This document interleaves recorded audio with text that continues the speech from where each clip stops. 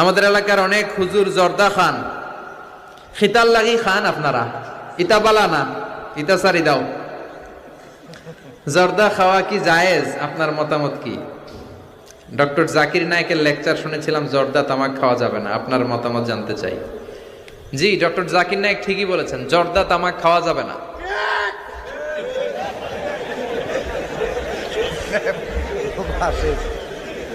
জর্দা তামাক খাওয়া যাবে না, কারণ সিগারেট খাওয়া হারাম, তাই না? যদিও অনেকে হারাম বলতে চায় না, মাকরুহে তাহারিমি বলে। মাকরুহে তাহারিমি বললে তো একই কথা, করিবুন ইলাল হারাম, হারামের কাছাকাছি। তো সিগারেটে যেটা পুরে পুরে খায়, আগুন দিয়ে পুরায় খায়, জর্দার মধ্যে ওটা আস্তে আস্তে চাবায় খায়। কথা বলেন। তো সিগারেট যদি হারাম হয়, জর্দা তো আরো আগে হারাম। এই জর্দা, সিগারেট এগুলোর সাথে মুসলমানের সম্পর্ক নাই। এই সিগারেটের